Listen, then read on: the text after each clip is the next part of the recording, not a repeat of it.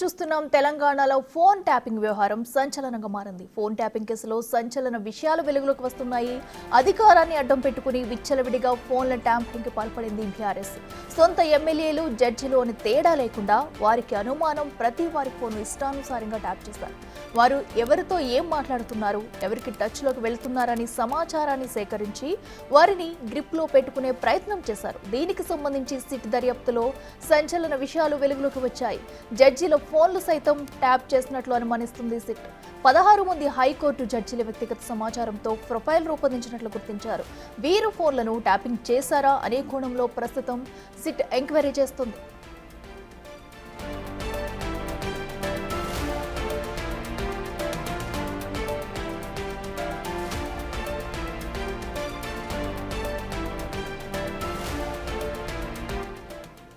Greater పరిధిలోని సొంత party ఎమ్మెల్యేల ఫోన్లను ట్యాప్ చేసి వారిని గ్రిప్లో పెట్టుకునేందుకు గత బీఆర్ఎస్ సర్కారు వ్యూహం పన్నినట్టు తెలింది. సొంత పార్టీ ఎమ్మెల్యేలు సహా వారి కుటుంబ సభ్యులు, స్నేహితులను కూడా వదలకుండా ట్యాపింగ్కు పాల్పడినట్టు బయటపడింది. ఇందులో కూకట్పల్లి బీఆర్ఎస్ ఎమ్మెల్యే మాధవరం కృష్ణారావు కుటుంబ సభ్యులను టార్గెట్ చేసినట్టు తెలుస్తుంది. గత ఎన్నికల సమయంలో మాధవరం కృష్ణారావు కుమారుడు సందీప్ రావు, ఆయన స్నేహితుడు, బిజినెస్ పార్ట్నర్ ఫోన్ నెంబర్ను కూడా ఎస్ఐబి మాజీ chief Prabhakar Rao team tap చేసినట్టు వెలుగులోకి వచ్చింది. దీనికి సంబంధించి సందీప్ రావుతో పాటు మరొకరి స్టేట్మెంట్ను సిట్ అధికారులు రికార్డు చేశారు.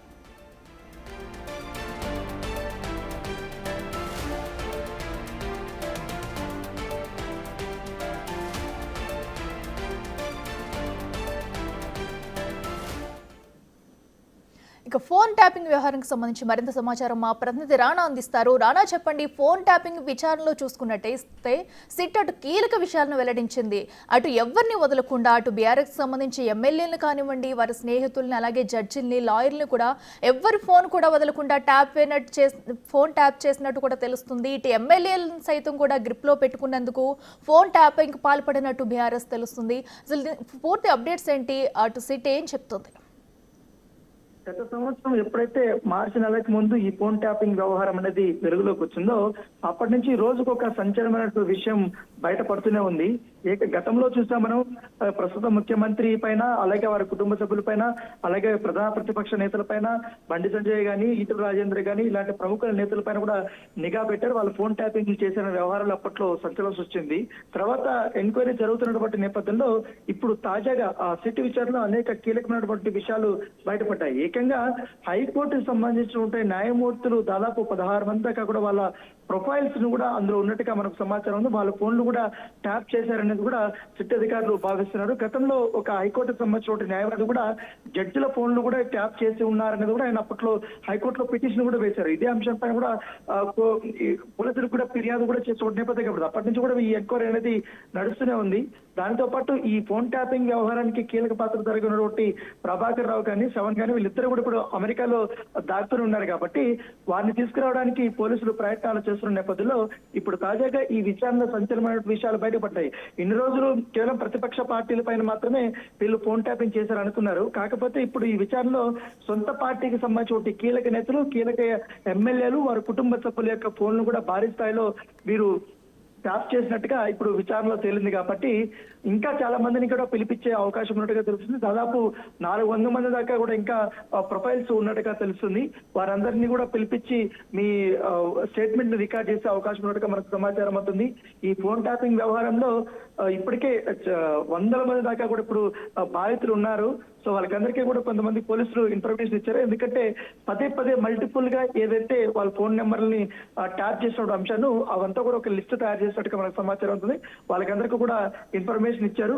దాంతో పాటు ఇంకా మీ ఫోన్ ట్యాప్ చేశారనేది ఎవరికైనా ఇది వస్తే మాత్రం ఖచ్చితంగా పోలీసులకు ఇన్ఫర్మేషన్ ఇవ్వాలని కూడా కొంతమందికి చెప్పినట్టుగా మనకు సమాచారం అవుతుంది. ఇప్పుడు కీలక దశలో ఉంది కాబట్టి ఎంక్వైరీ ఇంకా ఎంతమంది పేర్లు బయటపడతాయని కూడా చూడాలి. ఎందుకంటే ఇది ఒక టీం లాగా ఇప్పటికే ఈ ఫోన్ ట్యాపింగ్ వ్యవహారంలో కీలకంగా వ్యవహరించిన రాధాకృష్ణరావు గాని, తిరుపతి అన్న గాని, భుజంగరావు గాని, ప్రణీత్ రావు గాని వీళ్ళందరికీ కూడా ఇప్పుడు బెయిల్లో ఉన్నారు. బెయిల్ తో రిలీజ్ అయ్యారు వాళ్ళు. ఎందుకంటే పూచీకత్తుల మీద కూడా వారు రిలీజ్ అయిన నేపథ్యంలో ఇప్పుడు తాజాగా హైకోర్టుకు సంబంధించిన జడ్జిల వ్యక్తిగత సంబంధించిన సమాచారం కూడా ఉంది. వాళ్ళ ఫోన్లు కూడా ట్యాప్ చేశారనే వదంతులు బయటకు వస్తున్న నేపథ్యంలో ఖచ్చితంగా ఈ కేసు మరొక కీలక దశకే చేరుకుందని చెప్పుకోవచ్చు.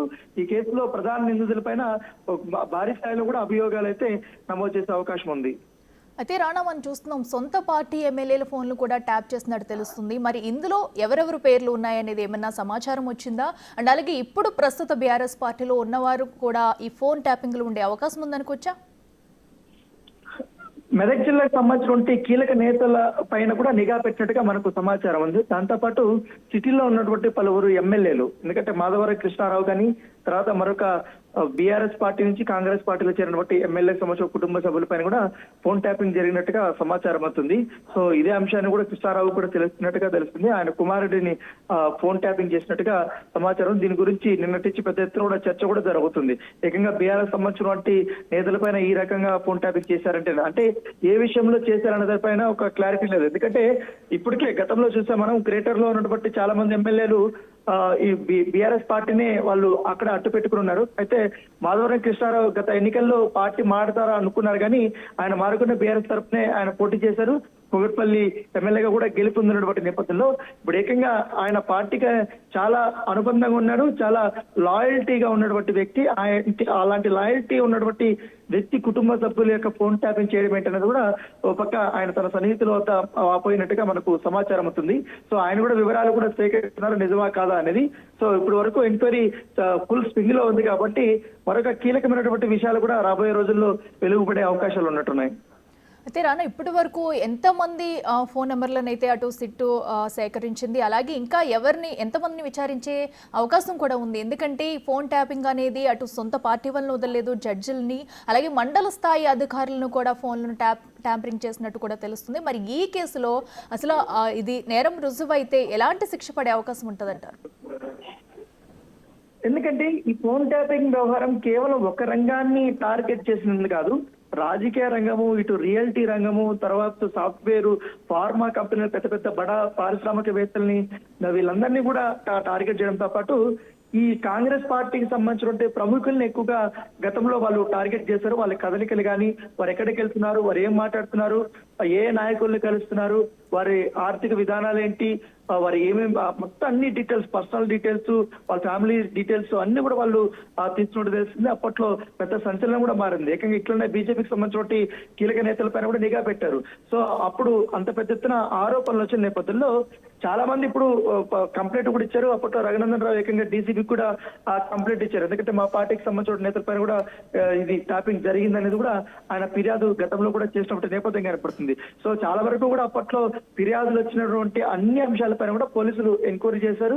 ఆయా వ్యక్తుల యొక్క దగ్గర నుంచి కూడా స్టేట్మెంట్లు రికార్డ్ చేశారు. స్టేట్మెంట్ రికార్డ్ చేసిన తర్వాతనే ఒక్కొక్కరి పైన పాత్ర ఎంతవరకు ఉంది, భుజంగరావు గాని, ప్రభాకర్ రావు గాని, శ్రవణ్ రావు పైన గాని, అలాగే తిరుపతి అన్న గాని, ప్రణీత్ రావు గాని, వీళ్ళ ఒక్కొక్క పాత్ర ఎంతవరకు ఉంది ఈ ట్యాపింగ్ లో, ఎవరి ఆదేశాలు, దేనికోసం వీళ్ళు ఈ ట్యాపింగ్ చేశారనే అంశాలపైన కూడా ఈ ఎంక్వైరీ పూర్తి స్థాయిలో జరుగుతున్న నేపథ్యంలో ముఖ్యంగా వీళ్ళు ట్యాంపరింగ్ కూడా చేసినటువంటి పరిస్థితి కాబట్టి, ఎందుకంటే ఈ దొరికినటువంటి ఆధారాలని ధ్వంసం చేసినటువంటి కేసులు కూడా వీళ్ళు ఎదుర్కొన్నారు. దాదాపు జైలు జీవితం 8 నెలల పాటు కూడా వీళ్ళు అనుభవించారు. ఇప్పుడు బెయిల్ మీద వాళ్ళు రిలీజ్ అయినప్పటికీ కానీ ఖచ్చితంగా ఇప్పుడు తాజాగా ఇప్పుడు బయటపడుతున్నటువంటి ఈ యొక్క పేర్లన్నీ కూడా చూస్తున్నాం. ఇంకా కొంతమంది యొక్క పూర్తి స్థాయిలో ట్యాపింగ్ చేసినట్టుగా మనకు సమాచారం అవుతుంది. వాళ్ళ యొక్క డీటెయిల్స్ కూడా తొందరలో కూడా బయటకు వస్తాయని కూడా మనకు సమాచారంతో ఒకవేళ రుజువు అయితే మాత్రం చాలా గట్టిగానే వీళ్ళకి శిక్షలు పడే అవకాశం ఉంది. ఎందుకంటే ఎవరి పర్మిషన్ లేకుండా వ్యక్తిగతమైనటువంటి ఫోన్ సంభాషణ వినడం కానీ, వారి యొక్క సమాచారాన్ని సేకరించడం కానీ అవంతా కూడా నేరం కాబట్టి ఖచ్చితంగా చాలా కఠినమైనటువంటి చర్యలే తీసుకోబోతున్నారు పోలీసు అధికారులు చెప్తున్నారు. ప్రస్తుతం అయితే ఈ దోషుల్ని పూర్తి స్థాయిలో వాళ్ళకి అన్ని రకాల శిక్షలు పడే విధంగా ఎవిడెన్స్ అయితే మేము కలెక్ట్ చేస్తున్నామని కూడా పోలీసు అధికారులు చెప్తున్నారు. ఆ కోవలని ఇప్పుడు దర్యాప్తు ముమ్మరం చేస్తున్నాం. ఈ దర్యాప్తుల భాగంగానే ఈ సంచలనమైనటువంటి విషయాలు అనేది బయటకు పడుతున్నాయని కూడా అధికారులు చెప్తున్నారు. Right Rana, thank you.